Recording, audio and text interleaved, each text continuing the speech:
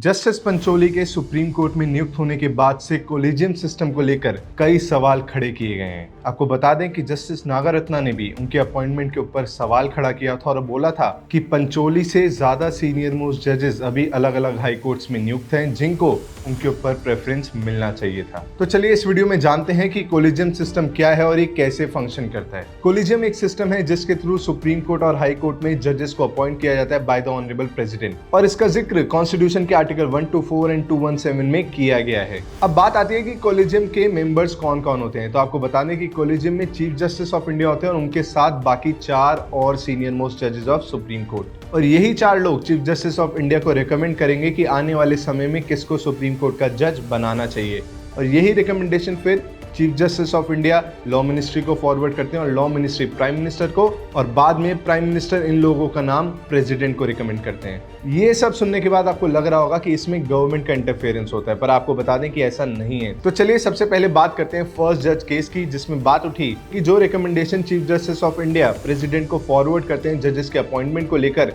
क्या प्रेसिडेंट उस एडवाइस से बाउंड है या नहीं।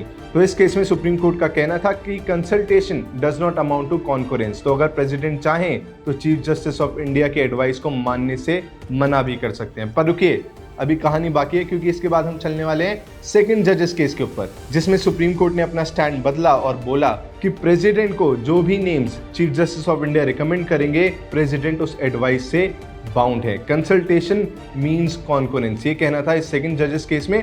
और इसके बाद बात आती है थर्ड जजेस केस की, जिसमें फिर से एक बार सेकंड जजेस केस को मॉडिफाई किया गया और सुप्रीम कोर्ट ने इस केस में बोला कि चीफ जस्टिस ऑफ इंडिया जो नेम्स प्रेसिडेंट को रिकमेंड करेंगे वो एक कोलिजियम के थ्रू आएंगे, जिसमें 4 सीनियर मोस्ट जजेस ऑफ सुप्रीम कोर्ट उसका पार्ट रहेंगे along with chief justice of India. और इस केस में भी सुप्रीम कोर्ट ने सेकंड जजेस केस की ही बात दोहराई और ये बोला कि consultation is equal to concurrence, मतलब कोलिजियम जो नेम्स रिकमेंड करेगा प्रेसिडेंट ऑफ इंडिया को, प्रेसिडेंट को उन्हीं लोगों को एज अ सुप्रीम कोर्ट जज नियुक्त करना होगा।